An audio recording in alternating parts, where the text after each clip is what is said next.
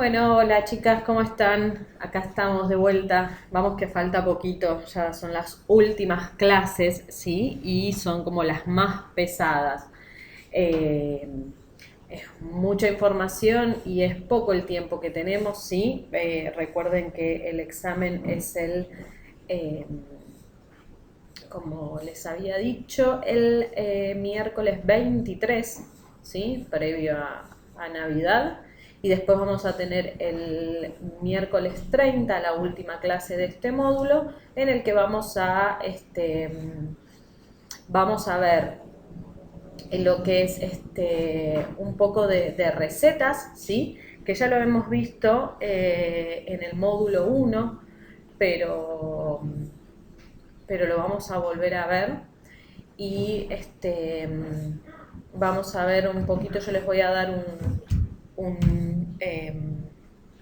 un cuadro eh, que yo se los había dado a las chicas que hicieron el módulo 3 conmigo a principio de año, pero bueno, se los voy a dar también ahora a ustedes para que lo tengan, que eso les va a servir por lo de las diferentes prepagas y obras sociales, cuáles son las diferentes, digamos, eh, características que tienen, qué es lo que solicitan, qué es lo que permiten en cada orden y demás.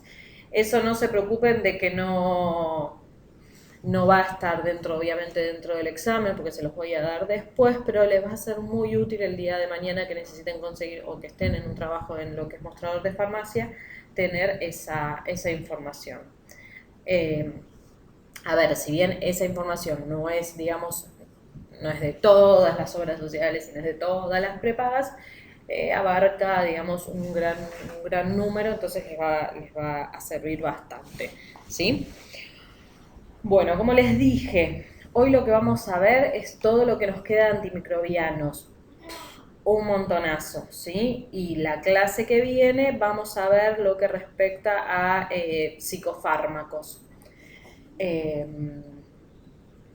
Así que tenemos como un montón de material. Igual no se preocupen, que si yo hay algo que no llego a dar, porque no me alcanza el tiempo o demás, o porque tengo que hacer una clase como de 20 horas, eh, yo les voy a dar, no creo que suceda, sí estoy tratando de darles como lo más importante. Y nada, si la clase se tiene que extender, bueno, se extenderá, pero lo que voy a tratar de hacer en el caso que eso suceda es enviarles el material para que ustedes lo lean, ¿sí? La realidad es que con lo que yo les estoy dando y con lo que está en el, digamos, en el manual del instituto, ya les alcanza y les sobra, ¿sí? Yo no les estoy dando material adicional, pero en el caso de que yo no pueda dar algún tema desde acá, digamos, ya con el material que tienen en el manual del instituto, con eso les alcanza, y si no, yo les mandaré, digamos, algún texto adicional para leer. Pero bueno, por eso, no se preocupen, no nos adelantemos. Ahora lo que vamos a ver entonces, vamos a seguir con antimicrobianos.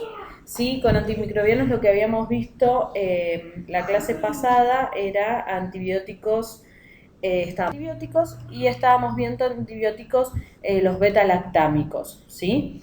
Hoy vamos a seguir viendo los antibióticos beta-lactámicos, pero en realidad ahora nos vamos a meter más en lo que son los inhibidores de las beta-lactamasas, ¿sí? ¿Qué dijimos de los, o qué? Nosotros ya habíamos hablado de los inhibidores de las beta-lactamasas? Son un grupo de sustancias farmacológicas que se asocian a los otros antibióticos beta-lactámicos. ¿Y cuál es el principal objetivo que tienen? ¿Qué es lo que quieren hacer? Es impedir la inactivación enzimática del anillo beta-lactámico por algunos gérmenes. Nosotros habíamos hablado, ¿sí?, que digamos, lo que compartían las beta-lactamasas era en ese anillo beta-lactámico, y muchas veces las bacterias lo que hacían era atacar ese anillo beta-lactámico y de esa manera lo inactivaban, perdón, y lo que, digamos, como consecuencia lo que hacían era generar como una resistencia a los antimicrobianos, porque lograban de que el antibiótico no funcione. Entonces, ¿qué es lo que hacen estos inhibidores de las beta-lactamasas? Es eso, es impedir la inactivación enzimática. Recuerdan que nosotros habíamos hablado y en un momento les había dado algunos como ejercicios ¿quiénes, digamos, qué eran las beta-lactamasas? Las beta-lactamasas eran eso, digamos, unas enzimas que lo que hacían era inactivar o hacer de que nuestro antibiótico no funcione y no cumpla su verdadero objetivo, ¿sí? Que es impedir la síntesis de la pared bacteriana.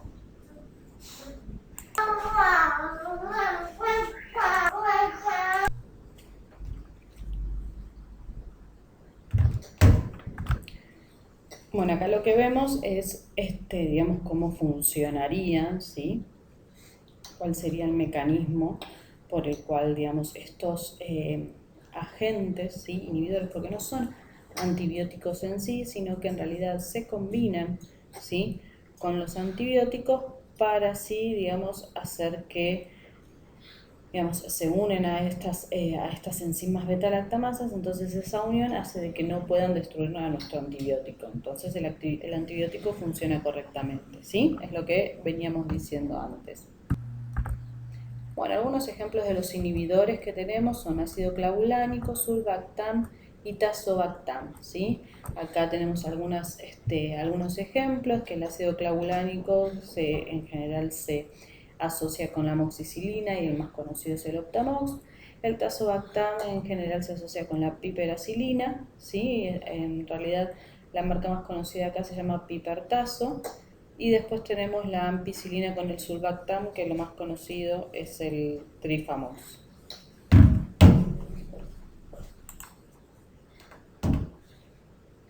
Bien, respecto a estos inhibidores de las beta-lactamasas, ¿sí?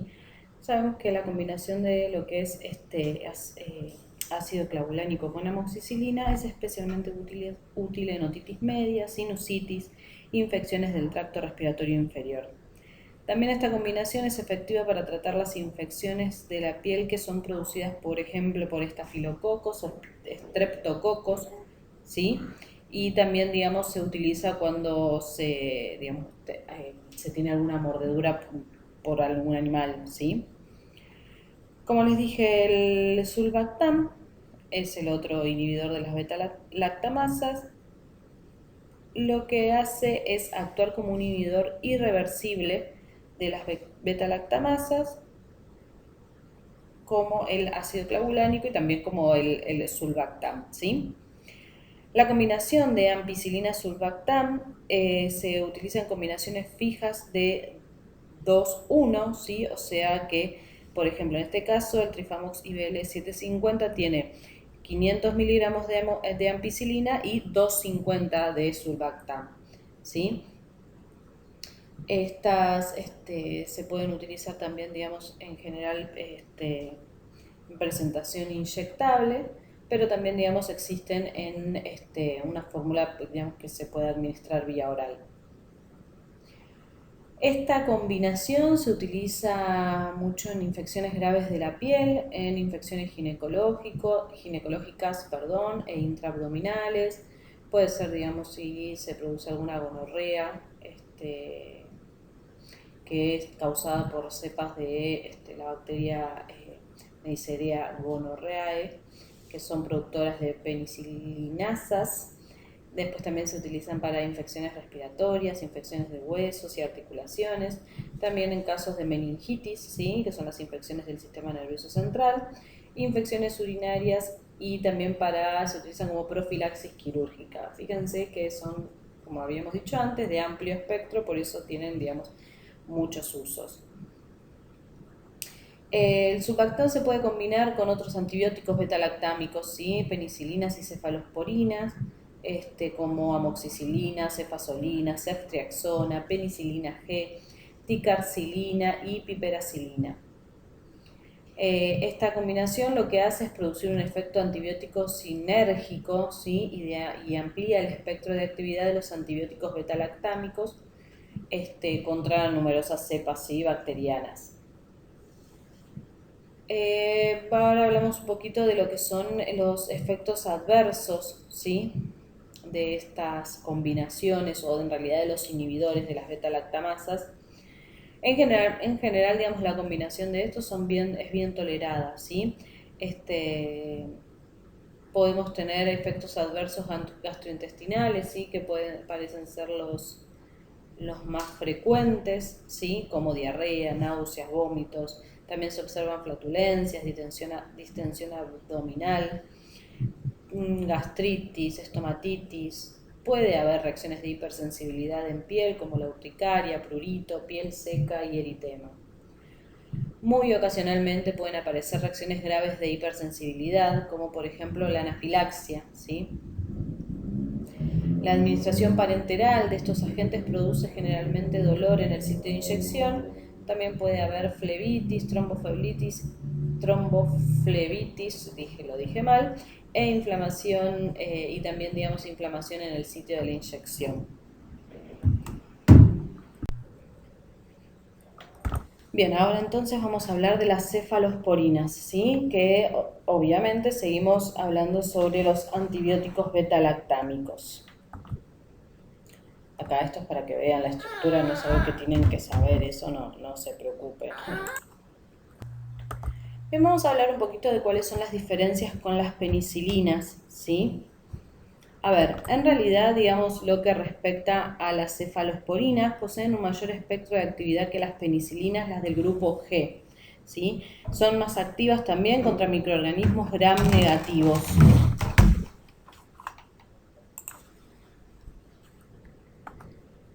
Bien, son antibióticos que en general son más resistentes a las beta-lactamasas, ¿sí? Algunas cefalosporinas son bastante fuertes, digamos, en lo que respecta a resistencia a estas enzimas. En general, las cefalosporinas poseen mayores efectos adversos y tóxicos que las penicilinas.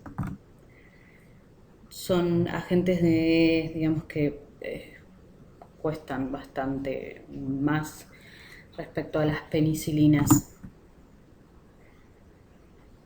Y en general las cefalosporinas son los antibióticos más prescriptos, sí, en los hospitales. Aproximadamente entre el 30 y el 50% de los antibióticos prescriptos a pacientes que están hospitalizados son cefalosporinas.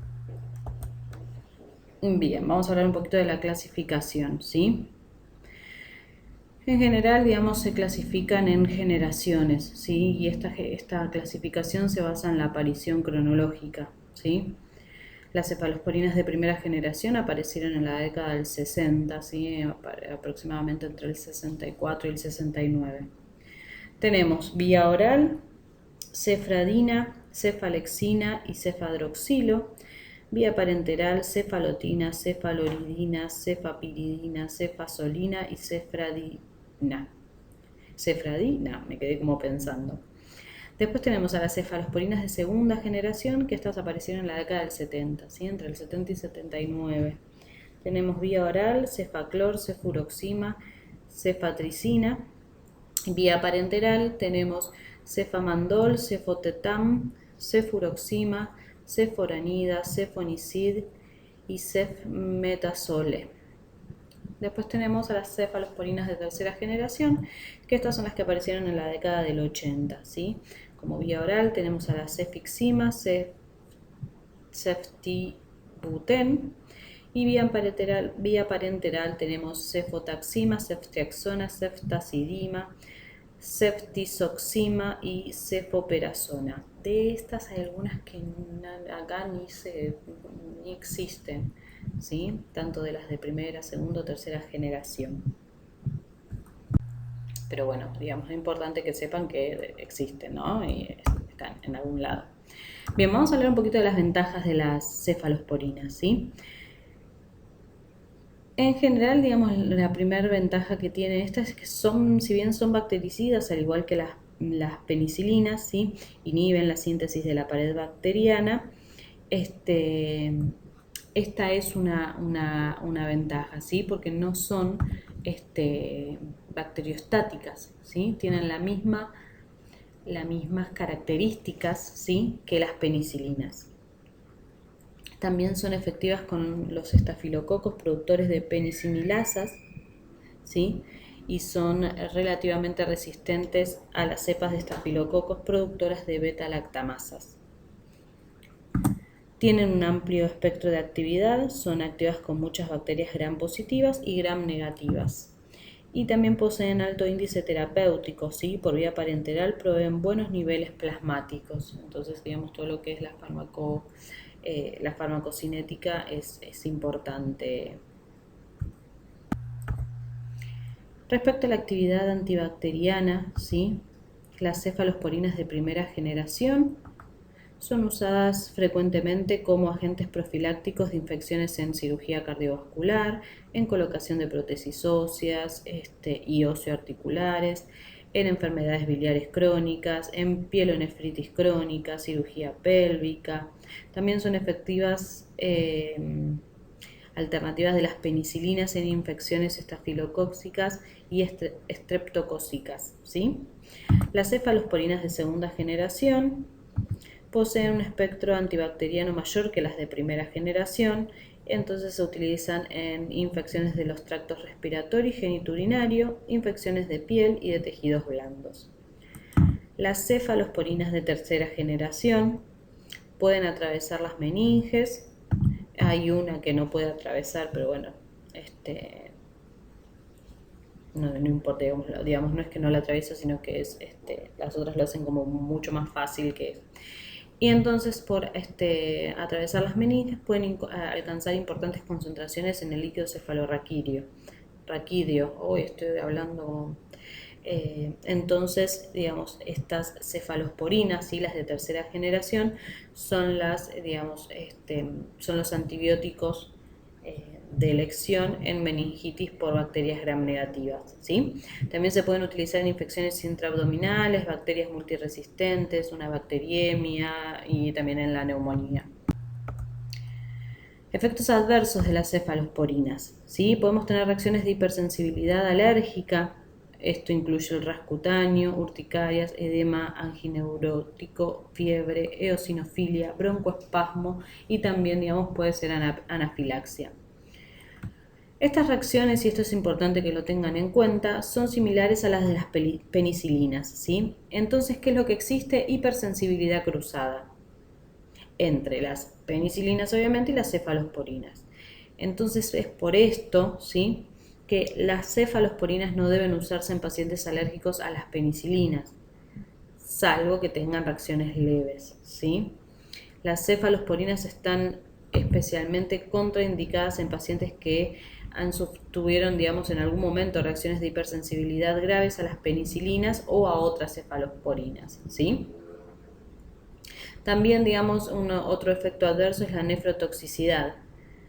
Las cefalosporinas son agentes potencialmente nefrotóxicos. Estos efectos, digamos, suceden cuando se da, digamos, cefalosporinas con altas dosis, ¿sí?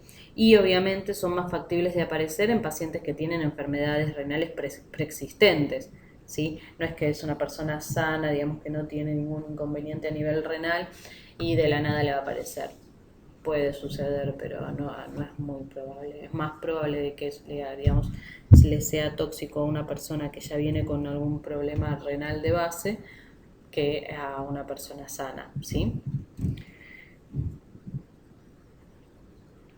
Y si, digamos, a las cefalosporinas se las combina, ¿sí?, con otros agentes que también son nefrotóxicos, como por ejemplo los aminoglucósidos, esto obviamente va a incrementar este efecto adverso, ¿sí? Hay dos nuevos beta-lactámicos, vamos a hablar así poquitito. El del grupo de los monobactams y de los carbapenems. De los monobactams, el conocido, digamos, es Astreonam. Este tiene como efectos adversos, digamos, similares a los demás beta-lactámicos, ¿sí? Pero lo que tiene de bueno es que no produce hipersensibilidad cruzada con las penicilinas y las cefalosporinas. Entonces se puede utilizar con pacientes que son alérgicos a estos otros antibióticos, ¿sí? Y de los carbapenems, el más conocido es el imipenem. Bien, esto es para que tengan una idea de cómo van eh, surgiendo nuevos y nuevos antibióticos. Seguimos entonces, vamos a ver a otro grupo, ¿sí?, de antibióticos que son los aminoglucósidos, azúcares complejos, polipeptídicos, rifamicinas, tetraciclinas, cloranfenicol y macrólidos. Sí, o sea, esta clase es muy larga, sépanlo, siéntense. Empezamos a hablar entonces de los aminoglucósidos, ¿sí? Los aminoglucósidos son un grupo de antibióticos que son bactericidas, ¿sí?, de espectro reducido, y en realidad, digamos, lo que se trató es de completar el espectro antimicrobiano para las bacterias gram negativas, ¿sí? Por esto fueron buscados estos antibióticos. Tienen propiedades farmacocinéticas comunes, en general, digamos, todos los aminoglucósidos. Por ejemplo, ninguno se absorbe por vía oral, tampoco penetran bien al líquido cefalorraquídeo y todos se excretan bien por riñón, ¿sí?, por un riñón que funciona normal. Y se utilizan para gérmenes gram negativos.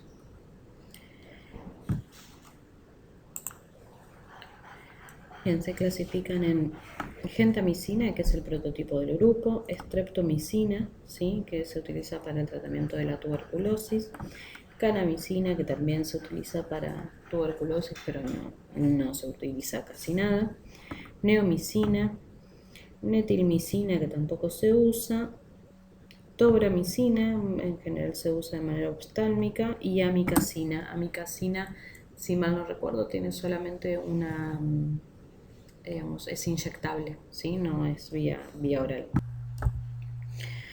Bien, respecto al mecanismo de acción de los aminoglucósidos, son bactericidas, ¿sí? ¿Qué es lo que hacen? Inhiben de forma irreversible la síntesis proteica. En general, bien no se sabe cuál es el mecanismo, pero lo que se cree en realidad es que se unen, digamos, las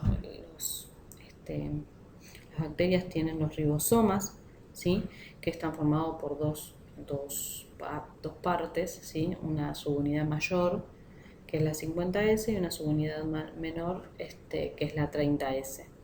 Entonces, lo que hacen ahí, digamos, cuando se unen dentro de estos ribosomas, lo que no permiten es que se pueda, digamos, seguir sintetizando todo lo que es proteínas y demás. No se preocupen, no les voy a tomar esto, ¿sí? Es para que tengan una idea. No se tienen que acordar 50S, 30S, porque no vimos célula así, digamos, en la composición de manera, digamos, todos los orgánulos y demás no lo vimos, no lo vamos a ver. Entonces, que yo les pida que sepan la 50S y que es un ribosoma, no, sería de mala, ¿sí? Bien, acá es lo que, digamos, es esto. Tenemos la subunidad 30S, la 50S. Digamos, es una cadena de ARN mensajero. No les conté, digamos, cómo es la síntesis, así que nada, no se preocupen, ¿sí? Esto es a modo informativo nada más. No se preocupen. Bien, las indicaciones, ¿sí? Se indica por vía sistémica y también tiene por vía oftálmica y vía tópica, me olvidé. Bueno, por vía sistémica se utiliza para el tratamiento de infecciones óseas, quemaduras, meningitis, otitis media aguda, otitis media crónica, que digamos con una supuración, neumonía, septicemia, sinusitis, infecciones de piel y tejidos blandos, infecciones urinarias. Y también se utiliza para el tratamiento de la endocarditis bacteriana, ¿sí?, que se le administra simultáneamente con una penicilina. Por vía oftálmica se utiliza para el tratamiento de la blefaritis, blefaroconjuntivitis, conjuntivitis, dacrocistitis, queratitis, queratoconjuntivitis, producidos por organismos, ¿no?, que sean sensibles a estos antibióticos, si no, no nos sirve. Y vía tópica se utiliza para el tratamiento de la foliculitis, para los forúnculos y algunas infecciones bacterianas, ¿sí?, menores. Efectos adversos. Tenemos 4 efectos adversos, así a grandes rasgos. Uno es la ototoxicidad, ¿sí? En general se manifiesta como con una pérdida de la audición, ¿sí?, ya que puede producir un daño en la cóclea. Y esto, en realidad, digamos, empieza como a observar cuando tenemos, digamos, cuando se empiezan, o sea, cuando nos tienen que como que gritar, por ejemplo, porque no expresamos, no escuchamos del todo bien y podemos tener un daño, sí, en el vestíbulo, que esto nos va a dar vértigo, ataxia, pérdida del equilibrio, ¿sí? En general, digamos, ¿por qué sucede esto? Porque los aminoglucósidos, ¿qué es lo que van a hacer? Se van a acumular en la perilinfa del oído interno, ¿sí? Entonces, cuando se acumulan ahí, son capaces de empezar como una destrucción progresiva de las células sensitivas, ¿sí? Después vamos a tener nefrotoxicidad. Pueden producir necrosis tubular aguda, que, digamos, se va a manifestar como la incapacidad, digamos, que del riñón para concentrar la orina, ¿sí? Vamos a tener proteinuria, insuficiencia renal. Así que, digamos, si nosotros tenemos que administrar a algún paciente que tiene algún tipo de patología renal, hay que tener mucho cuidado y hay que ver si en realidad lo que es evaluar causa-beneficio, ¿no? Costo-beneficio, perdón. Bloqueo neuromuscular. Estos antibióticos producen un bloqueo neuromuscular que puede llevar al paciente a una parálisis respiratoria, ¿sí? Por ejemplo, si estamos en un posoperatorio. Y si nosotros tenemos a un paciente, ¿sí? Que tiene, que digamos, se produce esta parálisis respiratoria, el antídoto para este efecto tóxico es la neostigmina, ¿sí? Que también se da, es un medicamento que lo tenemos solamente en presentación de inyectable, ¿sí? Y se utiliza mucho en cirugía. Cada vez que, digamos, los anestesistas o anestesiólogos, cada vez que van a alguna operación, alguna cirugía, tienen ya, digamos, todos sus drogas preparadas y la neostigmina es fija, que es una que sí o sí tiene que estar, ¿sí? Hipersensibilidad. En general, lo que son las reacciones de hipersensibilidad son un poco frecuentes, ¿sí? Pero bueno, puede ser que tengamos. Seguimos con los azúcares complejos, ¿sí? Acá vamos a tener lo que es la lincomicina, ¿sí? Y la clindamicina, el dalacin C, por ejemplo. Es la droga, la clindamicina es la más conocida, ¿sí? Mecanismo de acción, lo que hacen es inhibir la síntesis proteica. Ay, me olvidé de hablarles. Bueno, no importa, les hablo entonces un poquito. La lincomicina sí no es muy conocida, es la realidad, pero está indicada en infecciones para bacterias gram positivas, ¿sí? Puede ser para alguna peritonitis, para algunas infecciones obstétricas y ginecológicas. Y la clindamicina sí se utiliza para el tratamiento de infecciones óseas por estafilococos, infecciones genitourinarias, gastrointestinales, neumonías por anaerobios, septicemias, infecciones de piel y tejidos blandos. Puede haber efectos adversos como diarrea, ¿sí? Algún tipo de colitis, con dolor abdominal, fiebre, heces con moco y sangre. Puede haber algunas alteraciones sanguíneas como trombocitopenia y bloqueo neuromuscular, pero no es tan común, ¿sí? La clindamicina se utiliza bastante. Los antibióticos polipeptídicos, ¿sí? A ver, a este grupo tenemos varios. Uno es la polimixina B, tenemos también a la colistina, no es conocida como polimixina E, sépanlo, es colistina. A la bacitracina y la tirotricina, ¿sí? El mecanismo de acción de estos antibióticos, ¿qué es lo que hacen? Destruyen los mecanismos de transporte, ¿sí? De las bacterias, entonces, y las porciones osmóticas. Entonces, ¿qué hace? La barrera, ¿sí? las membranas de las bacterias pierden esta permeabilidad selectiva. Entonces empezamos a tener escape de metabolitos. Ustedes recuerdan de que, digamos, la bacteria tiene, digamos, el mismo mecanismo, ¿sí? De transporte, cotransporte, transporte activo, pasivo, ¿sí? Que tienen las células.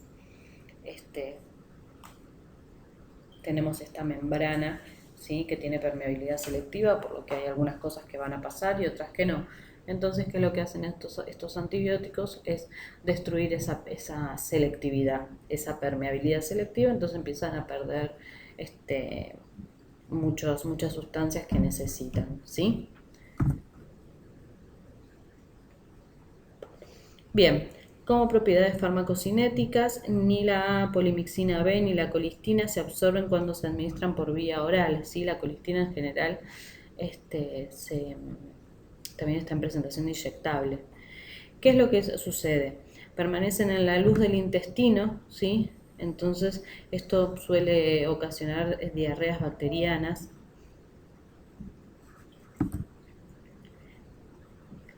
Por esto la vía parenteral se utiliza poco, ¿sí? Porque tienen muchos efectos tóxicos estos antibióticos. Y la vía más utilizada obviamente es la tópica, ¿sí? Lo que son piel y mucosas. Bien, cuando hablamos de la rifampicina, este es un antibiótico semisintético derivado de la rifamicina B, ¿sí? Tenemos la imagen, se las puse a todas, pero como para que vean qué complejas son, pero a modo ilustrativo nada más. Bien, el mecanismo de acción de la rifampicina lo que hace es también, de vuelta, volvemos a hablar de lo mismo, ¿sí? Se une a la subunidad B de la ARN polimerasa y lo que hacen es inhibir la acción de la enzima, ¿sí? De la ARN polimerasa, que sirve también, digamos, para lo que es la síntesis de las cadenas de ADN. Nada, no se preocupen, ¿sí? Es para que sepan ustedes un poquito. Bien, las indicaciones de la rifampicina, así como la más importante, es para el tratamiento de la tuberculosis, ¿sí? Es la droga de primera línea para esto. Lo que sucede es que no se da sola, ¿sí? Sino que se da, digamos, se hace como un cóctel, si no me equivoco, son 3 o 4 medicamentos que se dan juntos.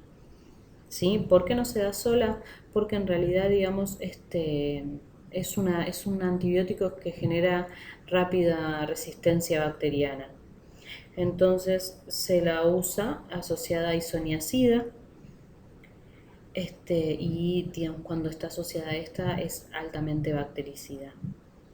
También, digamos, se indica para la quimioprofilaxis de la enfermedad meningocócica, ¿sí? En la meningitis, ¿sí? También se utiliza así. Ahí. Se la combina con beta-lactámicos o también se la puede combinar con vancomicina, ¿sí? Para algunos casos de endocarditis. Y también, digamos, es efectiva para el tratamiento de la lepra. Pero como ustedes se fijan, siempre tiene que estar combinada con algún otro antibiótico, ¿sí? En este caso, digamos, con las sulfonas. En general no se da sola, ¿sí? Bien. Efectos adversos. Tiene muchos efectos adversos, ¿sí? Los más frecuentes tienen que ver con lo que es aparato digestivo y sistema nervioso. Obviamente, digamos, lo más común que puede producir a nivel de aparato digestivo son náuseas y vómitos, sí, pero pueden producir lesión hepática, que lo vamos a ver, vamos a ver al paciente amarillo, sí, al paciente ictérico. Lo que es la hepatitis por rifampicina en general es rara cuando tenemos pacientes con función hepática normal, sí, pacientes sanos. Pero si tenemos a pacientes que tienen ya antecedentes de enfermedad, digamos, hepática crónica, o por ejemplo, digamos, lo que son alcohólicos, ¿sí? Ya no deja de ser, digamos, rara este efecto adverso. Lo que respecta a los sistemas relacionados con los síntomas, ¿sí?, relacionados con el sistema nervioso. Pueden ser fatiga, somnolencia, mareos, ataxia, debilidad muscular. Y en general esta medicación produce una coloración naranja rojiza en orina, heces, saliva, sudor y también en las lágrimas. Así que si un paciente está tomando esto, nada, esto que no los alarme, ¿sí?, porque en realidad es normal. Bien, tetraciclinas. Las tetraciclinas forman, digamos, un grupo de agentes antimicrobianos, ¿sí?, que tienen, digamos, una estructura química y acciones farmacológicas comunes, ¿sí? Acá tenemos varias. Las más conocidas, las que más se usan son la doxiciclina, la aminociclina y la tetraciclina, ¿sí? Yo les pongo igual, digamos, todos los digamos, los grupos. No los grupos, los nombres de las drogas, pero en realidad sepan de que el resto acá no se usa casi. Bien, las tetraciclinas son en realidad, digamos, antibióticos de amplio espectro, ¿sí? Son bacteriostáticos, no son bactericidas, para bacterias gram positivas, gram negativas y los que son anaerobios, ¿sí? Respecto a la farmacocinética, las tetraciclinas se absorben bien, ¿sí?, pero de manera incompleta en el tracto gastrointestinal. Por lo que una parte de la dosis, ¿sí?, que se da por vía oral queda en la luz, queda en el intestino, ¿sí? Lo que hace esto es que se altere la flora, ¿sí?, y, digamos, igualmente se excreta con las heces. Si no tenemos, digamos, si no se comió, se absorbe mejor, ¿sí?, las tetraciclinas.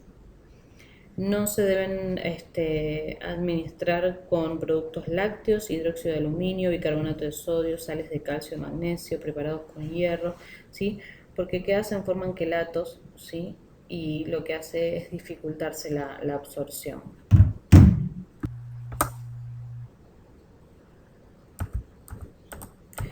Bien, los efectos adversos o efectos, digamos, más que nada secundarios, ¿sí? En general las tetraciclinas son antibióticos tóxicos, ¿sí?, y producen diferentes efectos adversos a diferentes niveles, ¿sí? Tenemos en lo que es tracto gastrointestinal. Cuando se da por vía oral aparecen molestias epigástricas como ardor, náuseas, vómitos, estomatitis. Cuando la dosis es más elevada, ¿sí?, tenemos mayor posibilidad de tener estas reacciones, ¿sí?, que nos irritan toda la mucosa gástrica. Con el uso prolongado de estos antibióticos, lo que pueden hacer es que modifican la flora normal, entonces pueden crecer gérmenes que no son susceptibles a las tetraciclinas. Y esto obviamente nos puede traer trastornos funcionales en el intestino, ¿sí? Podemos tener prurito anal, candidiasis vaginal o bucal. También podemos tener fototoxicidad y trastornos hepáticos y toxicidad renal, ¿sí?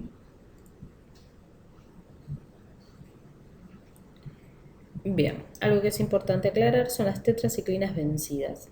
Y esto es algo importante. ¿Por qué? Porque muchas veces dice uno, bueno, no importa si se te venció si no se te venció hace mucho, lo podés tomar. Bueno, ojo, porque en este caso, ¿sí?, se observó que pacientes que tomaban, ¿sí?, tetraciclinas vencidas tenían un cuadro clínico semejante a lo que es el síndrome de Fanconi. El síndrome de Fanconi en realidad es un síndrome, ¿sí?, que tiene, digamos, los síntomas son náuseas, vómitos, poliuria, polidipsia, proteinuria, glucosuria y aminoaciduria, ¿sí? Todo, digamos, como no hay buena absorción a nivel renal.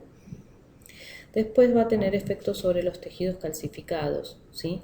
Esto también es importante que lo sepan. Los niños que recibieron tetraciclinas, ya sea a corto o a largo plazo, van a empezar a presentar una pigmentación grisácea, ¿sí?, en los dientes. ¿Por qué? Por esto que hablábamos antes de esta facilidad de formar quelatos, ¿sí? Con diferentes iones, como por ejemplo el calcio. Entonces, cuando forma, digamos, quelatos con el calcio, lo que hace es que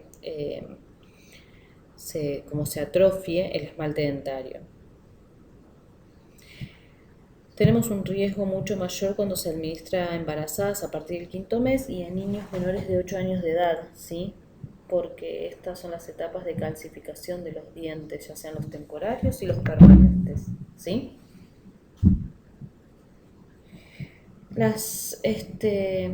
Por esta capacidad que estábamos hablando que tienen de formar quelatos, se depositan en el esqueleto del feto de los niños pequeños y pueden producir un retraso de hasta un 40% del crecimiento óseo, ¿sí?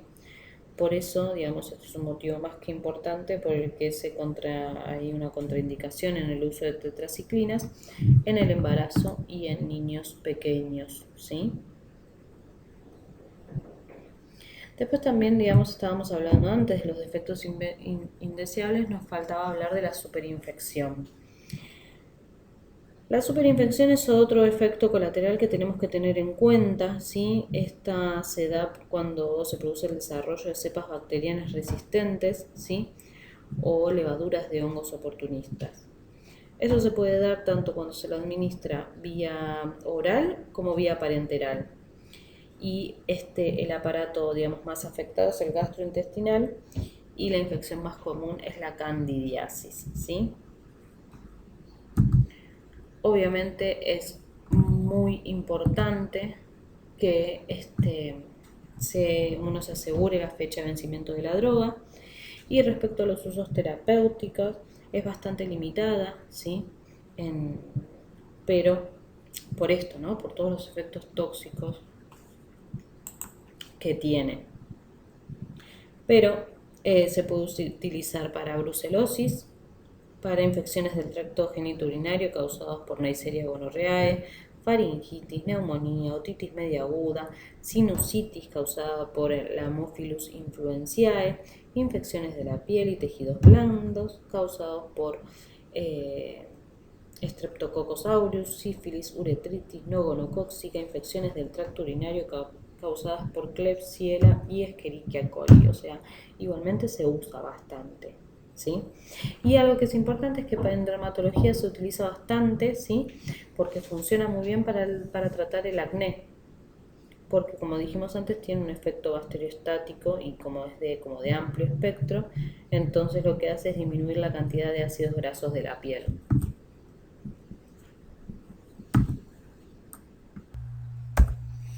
Ahora vamos a hablar un poquito del cloranfenicol, también es un antibiótico de amplio espectro, ¿sí? En general, digamos, y en la actualidad se lo sintetiza en el laboratorio, ¿sí? Y por su tipo químico es el único de su grupo, digamos. El mecanismo de acción del cloranfenicol es también inhibir la síntesis proteica porque en vez de unirse a la parte del ribosoma, la 30S, bueno, se une a la 50S, a esta más grande que estábamos hablando antes. Respecto a los efectos indeseables o efectos secundarios, también es una droga muy tóxica, pero bueno, si se la da... si está bien indicada es muy útil. Podemos tener trastornos gastrointestinales. En adultos la administración es de 1.5 a 3 gramos por día, pero puede producir náuseas, vómitos y diarrea. También, digamos, podemos tener candidiasis bucal o vaginal porque tenemos una alteración de la flora, ¿sí? Podemos tener alteraciones de la médula ósea, ¿sí? Tiene una toxicidad hematológica. Lo que hace es, en realidad, lo que hace es deprimir a la médula ósea. Entonces, digamos, en la médula ósea, ya lo habíamos hablado un poquito, se da todo lo que es la hematopoiesis, ¿sí? Todas las células que están presentes en la sangre se fabrican o se sintetizan en la médula ósea. Entonces, como la deprimen, vamos a tener todo bajo, digamos, ¿no? Leucopenia, trombocitopenia, vamos a tener anemias, ¿sí? Y esta anemia aplásica es como el trastorno más grave, ¿sí? Porque en realidad no estamos, digamos, tenemos eh, que sacar este efecto depresor de la médula ósea para que la médula ósea pueda seguir sintetizando, ¿sí? Bien, también vamos a tener reacciones de hipersensibilidad que son poco frecuentes, pero pueden aparecer también lo que es el rash cutáneo o fiebre. Algo importante son los efectos tóxicos en el recién nacido. En los neonatos y sobre todo en los prematuros, si se utiliza el cloranfenicol, esta puede producir una enfermedad que se conoce con el nombre de síndrome gris del recién nacido, que comienza a partir del segundo al noveno día de iniciado el tratamiento.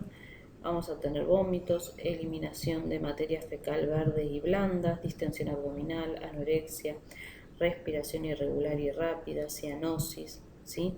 Después los bebés se ponen flácidos, tienen hipotermia y tienen una coloración gris en la piel, por eso es el nombre, ¿sí? La muerte se produce en un 40% de los casos y ocurre generalmente al quinto día, ¿sí?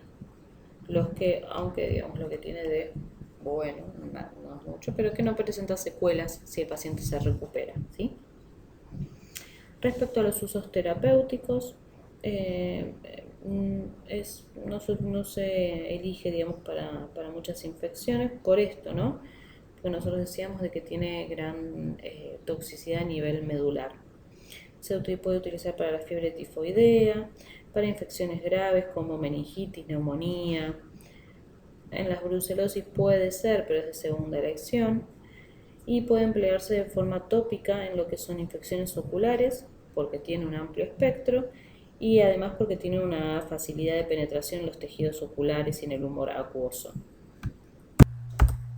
Seguimos con los macrólidos, ¿sí?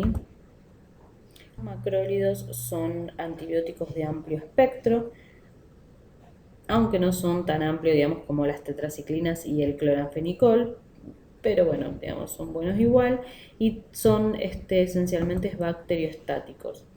La clasificación tenemos la eritromicina, estearato, ¿sí? Pantomicina oral, estolato oral, el eritromicina y estearato sí, el estolato no, etilsuccinato sí, se utiliza, lactobionato no, creo que no, oleandomicina no, espiramicina poco, midecamicina no, roxitromicina no, claritromicina sí y la citromicina sí, ¿sí?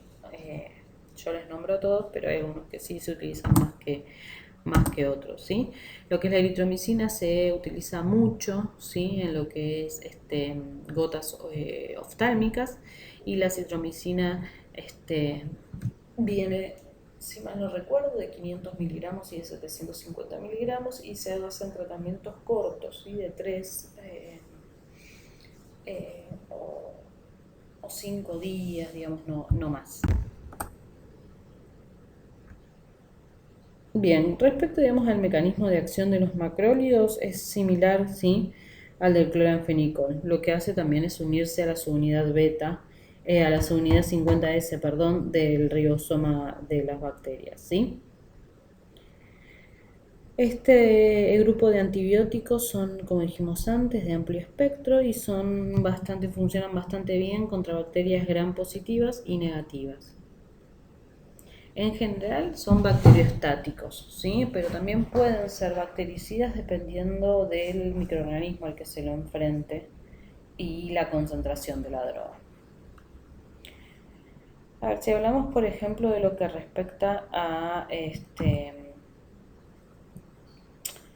la farmacocinética, ¿sí? En general, digamos, la eritromicina, por ejemplo, que es como el prototipo de este grupo, se absorbe bien en la parte superior del intestino delgado, ¿sí? El jugo gástrico la destruye, entonces por eso es común que se la administre, ¿sí?, en cápsulas que tengan un revestimiento entérico. En general, digamos, si tenemos que hablar de efectos colaterales y toxicidad, no tiene muchos efectos tóxicos, ¿sí? Puede haber algunos trastornos gastrointestinales o hepáticos, ¿sí?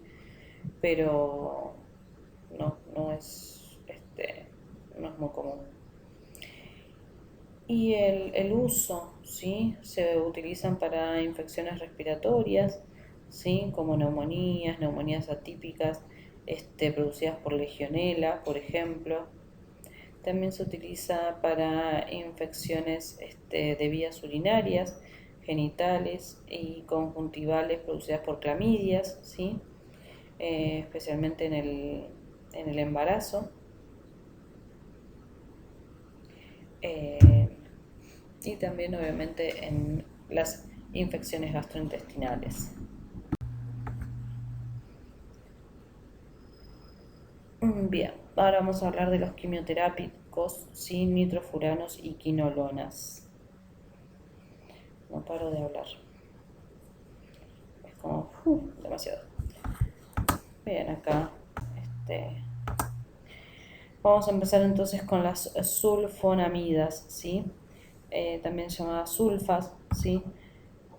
Fueron las primeras drogas usadas efectivamente para combatir las infecciones. Pero después cuando empezó a aparecer, digamos, todo lo que es la resistencia bacteriana y se descubrieron fármacos como más activos y menos tóxicos, estas fueron, digamos, dejadas un poco de lado, ¿sí? Pero en la actualidad, digamos, se recuperó un poco la sensibilidad de algunas bacterias y y como apareció la trimetoprima, ¿sí? Que se puede combinar con las sulfas y actúan sinérgicamente con estas, entonces las sulfas han como reconquistado un poco, ¿sí? El campo de los tratamientos. A ver, esto que les voy a contar es la clasificación, ¿sí? Pueden ser de acción y excreción rápida, ¿sí? Las de acción corta se utilizan principalmente para infecciones urinarias. Tenemos a la sulfadiazina, sulfametisol, sulfisoxazol y sulfacetamida. Parezco, pero no sé, como medio complicado. Después tenemos de acción intermedia, ¿sí? Esto son llamadas así porque la absorción y la excreción es más lenta que las de la acción corta. Su mayor uso es cuando se asocia a la trimetoprima. El sulfametoxazol se asocia con la primetoprima porque tienen, con la trimetoprima, lo dije bien, porque tienen ambos una vida media similar, ¿sí? En general, lo que son los comprimidos o las suspensiones tienen 400 miligramos de sulfametoxazol y 80 miligramos de la trimetoprima, o sea que tienen una relación 5:1.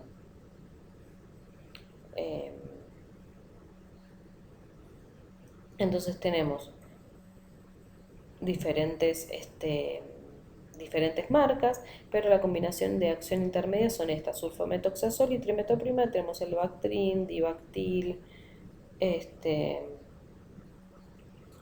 tenemos el Bactrim, que es sulfametoxazol y trimetoprima. Después tenemos el sulfametrol y trimetoprima, que es el Lidaprim, sulfadiazina y tetroxoprima, pero eso ni se usa. La sulfadiazina sí, la sulfadiazina plata sí es parte de esta crema, la Platzul. Pero bueno, no está combinada con la tetroxoprima.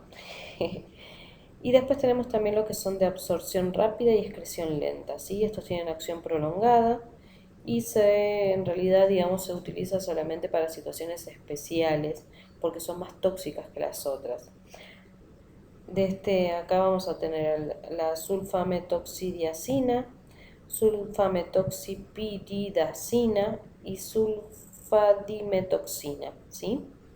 Y después vamos a tener los no absorbibles, que se utilizan en realidad para quimioterapia intestinal, que el más conocido es el EF-tiazol, que en realidad se llama ftalil sulfatiazol, bueno, medio complicado. Y después tenemos a las que son de usos especiales, ¿sí? Algunas que se absorben por piel, que se usa para los quemados, o para la colitis ulcerosa, ¿sí? Pero son específicos. Mecanismo de acción. El mecanismo de acción, en realidad, de las sulfas, ¿sí? Que son análogos, ¿sí? Tienen una estructura similar al PABA, ácido paraminobenzoico, ¿sí? Como dijimos antes, tienen una acción bacteriostática, entonces van a actuar al tener la misma, digamos, estructura del PABA, van a actuar como antagonistas competitivos, ¿sí? El primero que se une va a ganar, por decirlo de una manera. Entonces, digamos, por este mecanismo, en realidad lo que van a hacer es, digamos, que no se va a terminar de producir, digamos, la síntesis de proteínas, ¿sí? Pero no van a matar a la célula, a la bacteria, ¿sí? Solamente, digamos, van a, digamos, no la van a dejar seguir creciendo, pero por eso son bacteriostáticas y no bactericidas.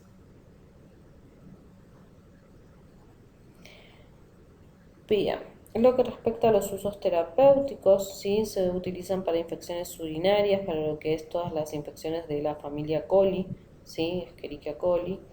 Después para la pilonefritis aguda, cistitis agudas y crónicas y las infecciones recurrentes.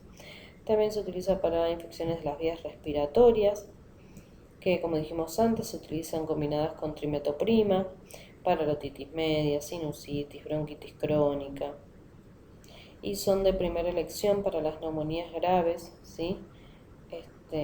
Causadas por un protozoario que es el Pneumocystis carinili, que se da mucho en pacientes inmunosuprimidos. También se utiliza para la fiebre tifoidea, para la toxoplasmosis, para infecciones por meningococos. En general, digamos, para las infecciones por meningococos se utilizan grandes dosis de penicilina G, ¿sí? Pero bueno, digamos, si se demuestra que es también sensible a la sulfa, se le da la sulfa, ¿sí? También se puede utilizar como uso profiláctico en la prostatitis o vaginitis, en la colitis ulcerosa, ¿sí? Y en la dermatitis también. Los nitrofuranos, ¿sí? La clasificación tenemos la nitrofurantoína, ¿sí? Que el más conocido y prototipo es la furadantina. La nitrofurazona, que tenemos el furacin, pelvicilin, vagisan, ¿sí? Que pueden ser tópicos, pomadas o gasas furacinadas. Nifuroxima, que se puede dar en óvulos, no es tan conocido, y furazolidona tampoco es tan conocido, es un tópico gastrointestinal, pero los dos primeros se utilizan mucho también para pacientes quemados, ¿sí? La nitrofurazona, las gasas se utilizan bastante. Los nitrofuranos son también bacteriostáticos, ¿sí? Pero también pueden ser bactericidas, tanto para lo que es bacterias gram positivas como para las gram negativas. Lo que respecta a su mecanismo de acción no se conoce mucho, ¿sí? Pero se cree que actúan interfiriendo en la acción de algún sistema de enzimas, ¿sí? Pero no se sabe. Bien, lo que respecta a la nitrofurantoína, sí se absorbe fácilmente por todas las vías, se absorbe completamente por la vía digestiva y de manera rápida, pero la distribución y la excreción es, es tan rápida que a veces, digamos, no se ve un efecto antibacteriano en la sangre, ¿sí? En general, la nitrofurantoína no tiene actividad antibacteriana en general, por eso les digo que, digamos, las presentaciones son más tópicas, en cremas, en gasas.